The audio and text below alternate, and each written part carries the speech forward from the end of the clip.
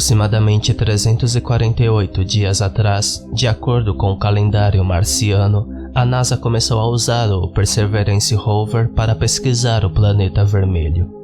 Graças ao rover, aprendemos mais sobre nosso vizinho distante este ano do que nunca havíamos antes. Mas nem tudo isso é para o aperfeiçoamento da humanidade. 2 microfones a bordo do rover registraram os ventos do planeta vermelho há algum tempo, tentando determinar as diferenças acústicas entre nosso planeta e Marte. Marte tem uma atmosfera incomum em comparação ao nosso planeta, com temperatura, densidade e química muito diferentes. Essas diferenças têm 3 efeitos principais ao som que você ouviria. A velocidade do som. Os sons emitidos na fria atmosfera marciana demorariam um pouco mais para chegar ao seu ouvido, com uma temperatura média da superfície em torno de menos 63 graus Celsius. Março tem uma velocidade do som mais baixa, cerca de 240 metros por segundo, em comparação com cerca de 340 metros por segundo na Terra. Em distâncias maiores, você definitivamente não notaria. Imagine ouvir um barulho que aparenta vir do céu enquanto volta para casa depois de um longo dia de trabalho, apenas para descobrir pouco tempo depois que esse som era o som da sua casa em chamas. O som do volume. O nível que você ouve também será automaticamente mais baixo em Marte. A atmosfera marciana é cerca de 100 vezes menos densa do que na Terra. Isso afeta como ondas sonoras viajam da fonte para o detector, resultando em um sinal mais suave. Em Marte, você teria que estar muito mais perto da fonte de um som para ouvi-lo no mesmo volume que faria na Terra. E a qualidade do som. A atmosfera de Marte, que é composta de 96% de dióxido de carbono, absorve muitos sons agudos, de modo que apenas sons graves percorrem longas distâncias. Esse efeito é conhecido como atenuação, o enfraquecimento do sinal em certas frequências, e seria mais perceptível quanto mais longe você estivesse da fonte. Junto, esses 3 impactos mudam como os passos ou qualquer coisa soaria na atmosfera de Marte. Imagine então a surpresa sentida quando foi gravado há apenas uma semana, algo que parecia gritar. Eu estava na minha estação espacial, fazendo uma espécie de vigília nos microfones, quando um grito extremamente agudo perfurou as ondas do rádio. Imediatamente me atrapalhei com meu equipamento, tirando os fones de ouvido quando senti meu coração bater mais rápido do que nunca. Levei um momento para me recompor, e então coloquei os fones de ouvido novamente. O barulho sumiu, mas parecia que havia reverberações dele em todos os lugares. Houve essa emoção baixa e preencheu o vazio do grito.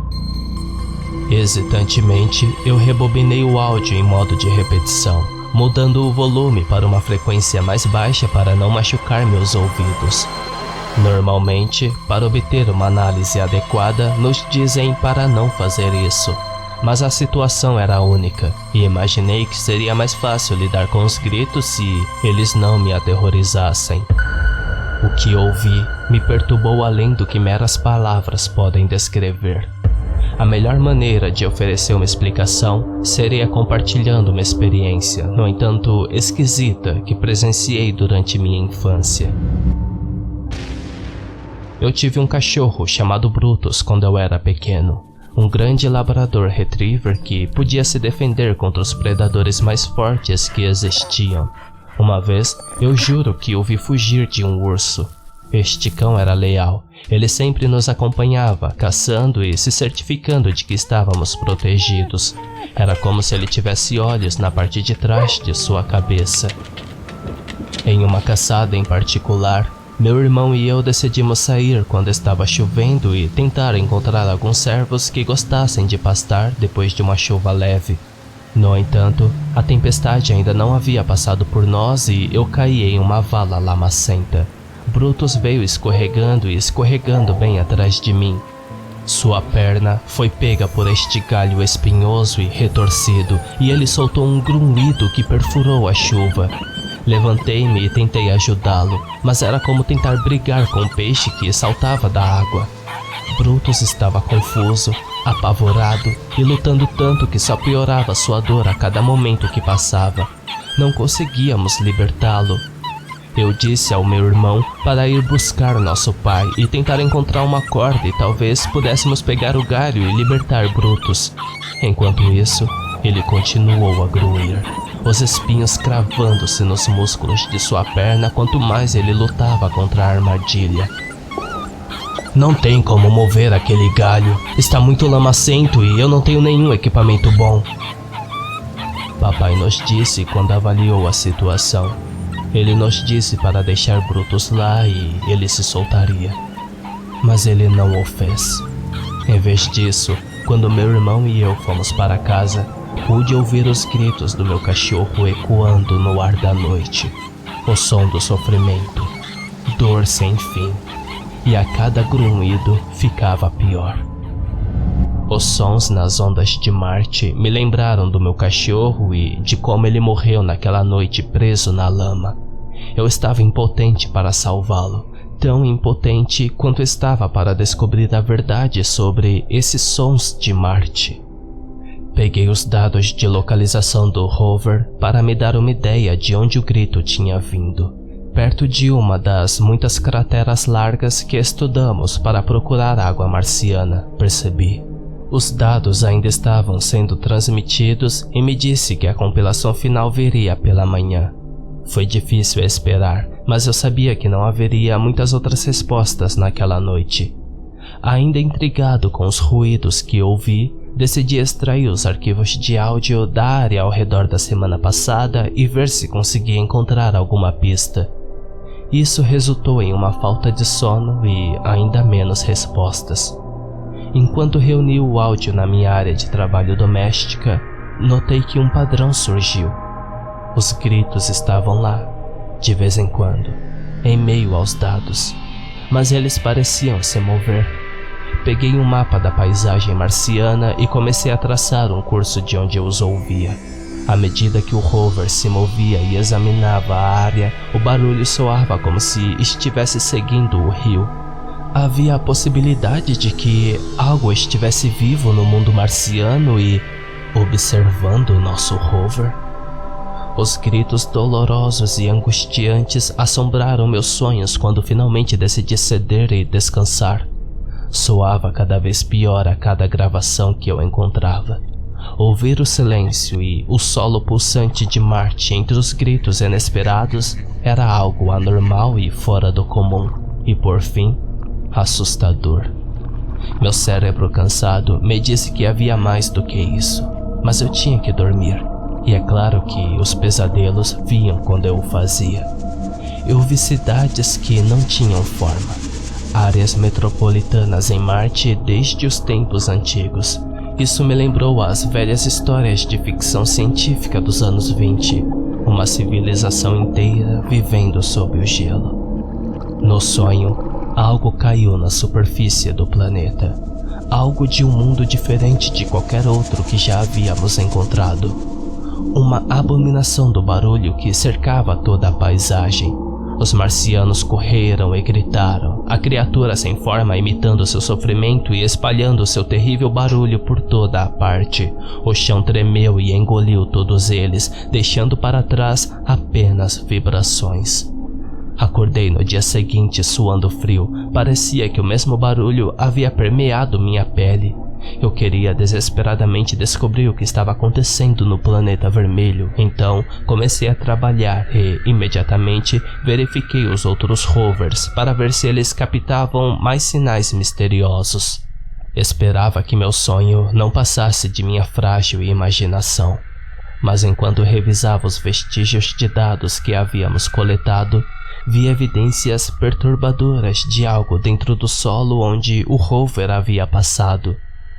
Micro-organismos, vida bacteriana que pode existir em qualquer lugar do universo, estava migrando pelo solo e seguindo o rover. Comecei a verificar outros dados, fotografias e vídeos da área que haviam sido baixados e devidamente limpos. No entanto, Não encontrei nada. Nenhuma evidência de uma forma de vida perto da área, ou pelo menos, nenhum visível. Por mais que eu odiasse fazer isso, decidi apresentar os dados ao meu gerente. Achei que eles poderiam manter as coisas sob controle e talvez aliviar alguma das preocupações que eu tinha. Esses gritos estavam me incomodando, me fazendo perder o sono e eu queria encontrar uma solução científica que não me aterrorizasse. Ele prometeu revisar os dados, mas no dia seguinte, quando perguntei sobre isso, ele agiu como se eu tivesse inventado tudo. Isso já foi processado e catalogado. Eram rajadas de vento e nada mais. Quero que você se concentre nas outras descobertas da cratera. Ele insistiu. Quando voltei à minha pesquisa, porém, encontrei cópia dos arquivos de áudio no meu computador que confirmaram que eu realmente tinha ouvido esses ruídos que não se pareciam nada com rajadas de ventos. Então, por que ele estava negando sua existência? Tentei colocá-los online novamente para que alguém fora das nossas instalações revisasse os dados, mas logo descobri que as informações agora estavam fortemente protegidas. Alguém não queria que isso vazasse. Meu amigo próximo, Stephen, me disse. Mostrei a ele o mapa da paisagem marciana que venho revisando e ele começou a traçar um padrão de onde vinham os diferentes ruídos. Você disse que é um barulho agudo? Ele perguntou. Eu balancei a cabeça e ele me disse algo que deveria ter sido claramente óbvio. Essa coisa está se aproximando cada vez mais. Cada vez que você grava, o tom está diminuindo. Os comprimentos de onda estão viajando para você cada vez mais devagar também.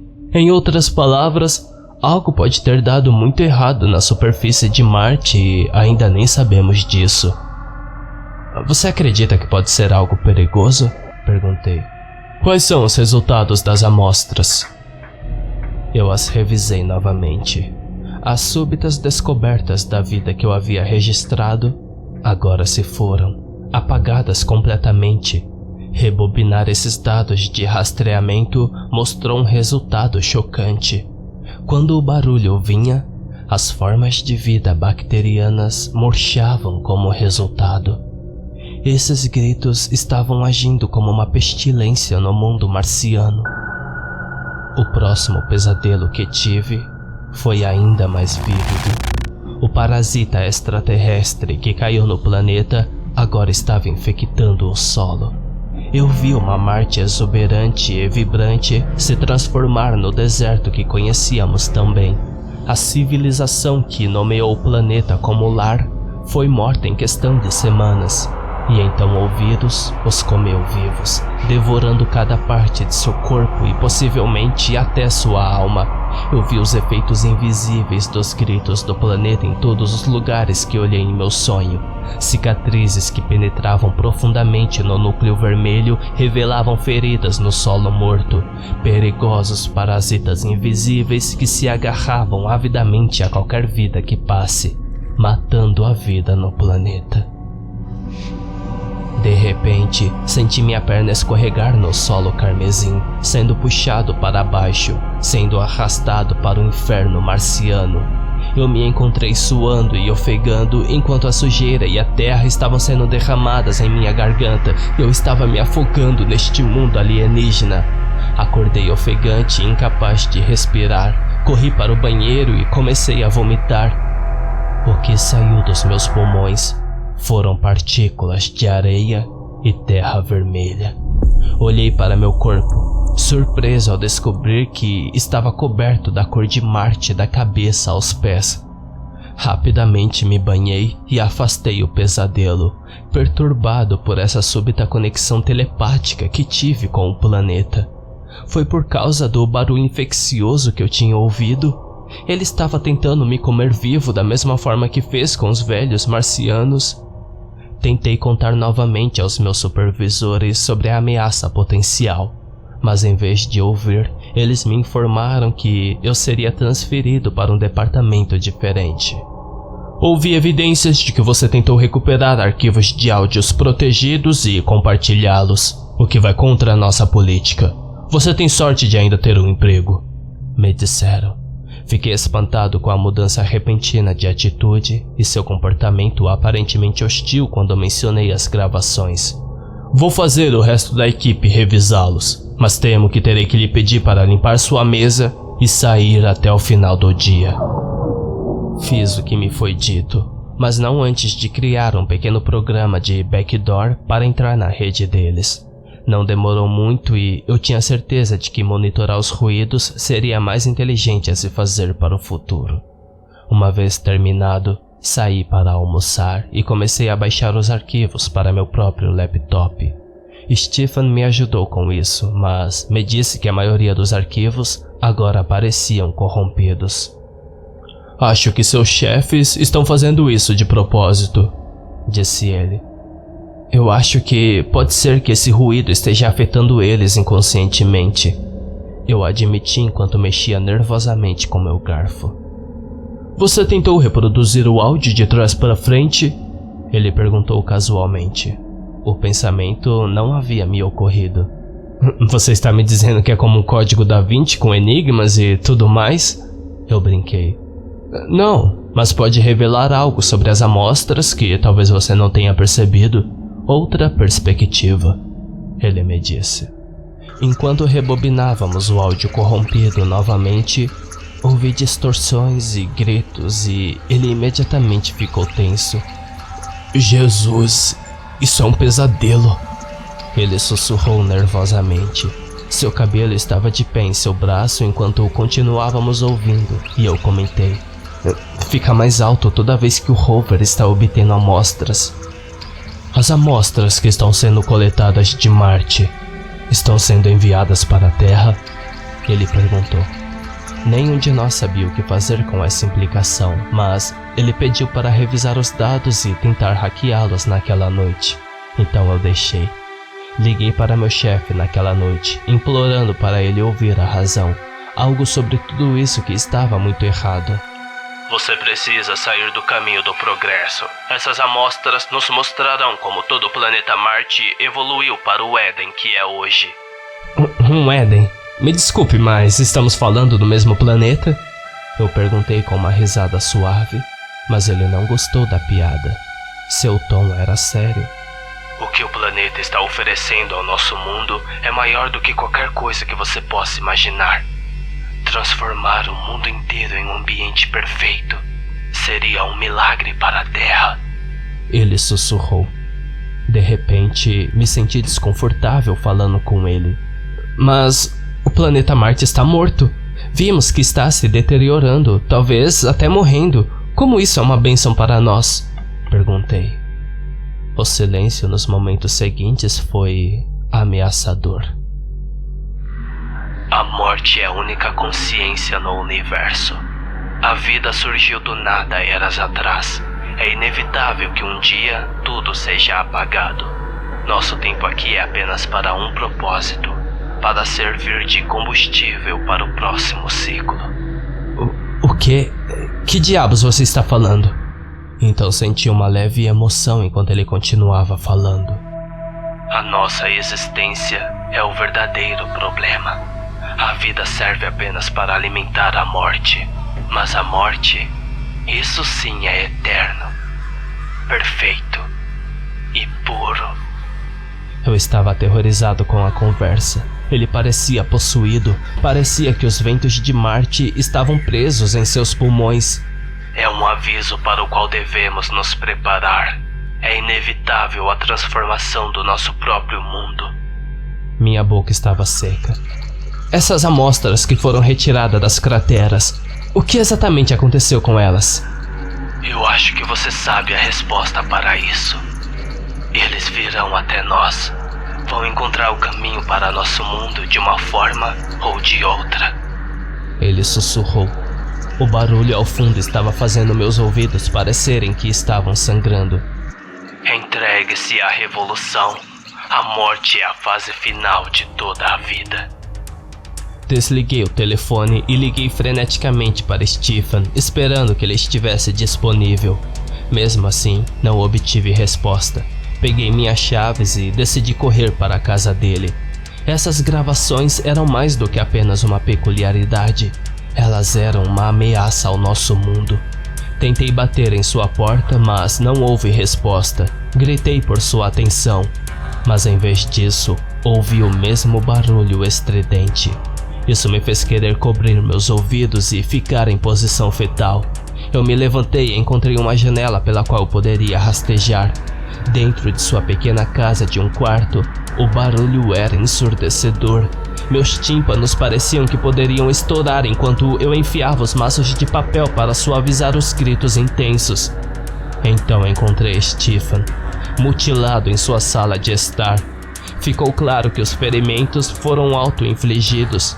Ele pegou uma de suas facas de cozinha e cortou suas orelhas, enfiando-as na boca. Então, ele cortou os pulsos, deixando o sangue escorrer no sofá. Finalmente, mesmo enquanto sua vida se esvaía, parecia que ele havia esculpido em seu estômago, deixando suas entranhas penduradas no tapete. De alguma forma, apesar de toda essa loucura, vi que meu amigo havia digitado uma mensagem em seu laptop. Um aviso. Eles já estão aqui. Eu me peguei querendo pegar aquela mesma lâmina e me machucar. Essa voz invisível estava me incitando a me matar para deixar a morte tomar conta do meu corpo inútil. A lâmina tocou meu pescoço, cortando minha garganta enquanto eu lutava para escapar dos gritos. Consegui sair antes de ser dominado por esse desejo. Enquanto eu dirigia para casa, meu chefe me ligou novamente. Entrei em pânico e deixei cair no correio de voz. Quando mais tarde verifiquei a gravação, tudo o que ouvi foi mais do mesmo uivo. Ruídos estridentes, metódicos e lentos que me diziam que a estranha ameaça invisível que eu tinha ouvido estava agora aqui. Cheguei em casa, mal conseguindo pensar direito ou mesmo focar. Então consegui compor esse desejo pelos outros. Percebi que as preocupações de Stephen eram mais sérias do que imaginávamos. O perigo mal invisível já está a caminho. E o pior de tudo, talvez seja tarde demais para pará-lo.